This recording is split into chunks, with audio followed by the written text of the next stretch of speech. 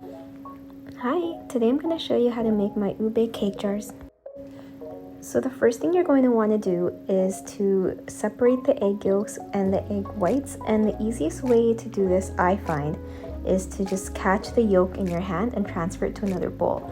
You're a lot less likely to break the yolk into the bowl of egg whites, which means you're going to have to start over.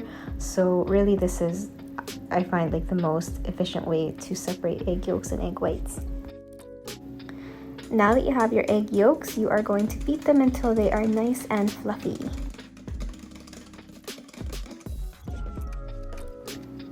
Next, you're going to take 1/3 of a cup of white sugar, and you're going to beat the sugar into the egg yolks until they're fully incorporated and once again, very fluffy.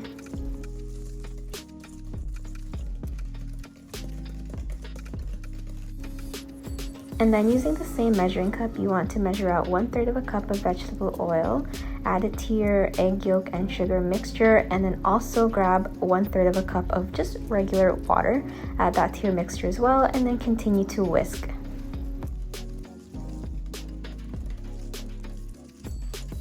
And now you can add in your ube extract. I like to use the butterfly ube extract. I find it's really concentrated and you don't need too much, like literally just a hint will get it very dark purple, and it bakes beautifully. Okay, now we can move on to beating the egg whites. So you're going to start at a low speed, gradually increase the speed until it gets very frothy, and then you can add in like a dash of cream of tartar. Keep whisking it. Eventually you're going to end up with something that looks like this, and at this point you can start adding in the white sugar. I like to add in 1 tablespoon of sugar at a time. I slowly incorporate it into my egg white mix until it is nice and thick and glossy and it reaches stiff peaks. You'll know you've reached stiff peaks when you flip the bowl upside down and the meringue does not move or, like fall over. So kind of like that, and then you're ready to go. Okay, now it's time to work on my dry ingredients. So I'm adding in 1 full cup of cake flour. That's just a half cup. That's what I'm doing in 2 additions. And then 1 tablespoon of baking powder. And then I also just kind of eyeball the amount of salt that I'm putting in. I don't really measure it. I just eyeball it, just a hint. Now you're going to whisk, whisk, whisk, but not too much. You don't want to overmix the batter because it'll come out stiff. So just until it's fully incorporated. Like so. At this stage, you're going to add in 1/3 of the meringue into your cake batter. This will help you kind of loosen up the cake batter, and it'll make the next step a lot easier. So you're just going to mix it until it's fully incorporated. And now we can dump in the rest of the meringue and just fold it into the batter. Just make sure you're folding it in carefully so we're not breaking the meringue that we worked so hard to get. Oh, next step is to fold in the cheese. What does that mean? What does fold in the cheese mean? You fold it in. I understand that, but how do you fold it? Do you fold it in half like a piece of paper and drop it in the pot, or what do you do? David, I cannot show you everything. Okay, well, can you show me one thing?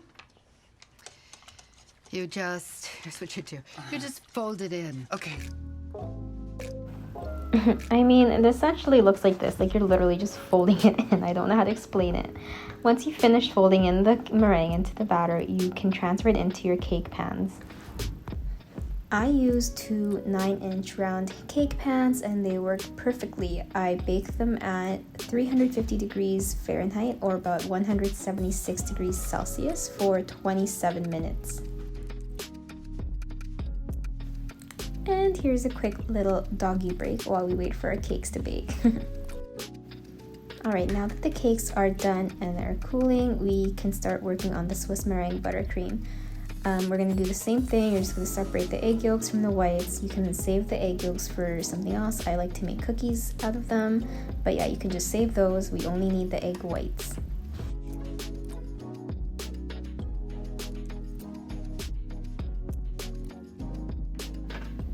Okay, now that the egg whites have been separated from the yolks, you can start adding in 2 cups of sugar. Again, I only have a half cup measuring cup, so I did this in 4 additions.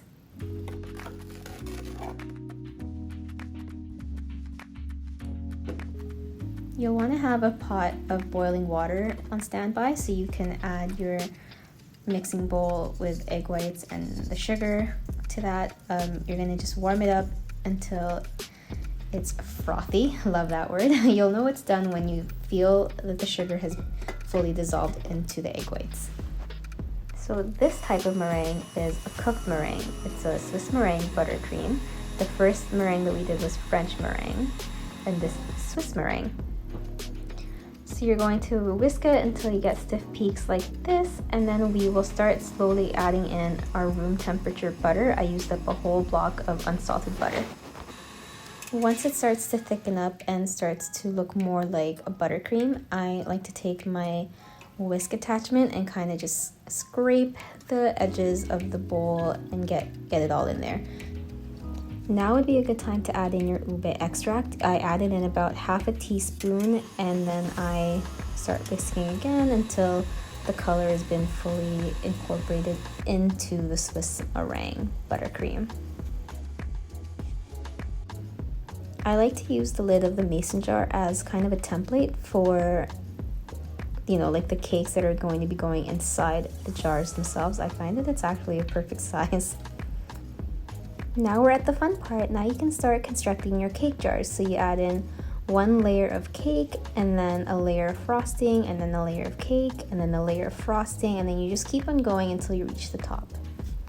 When I get to the top, I like to use a different piping tip so I can make rosettes on the top of each jar to just make them look prettier.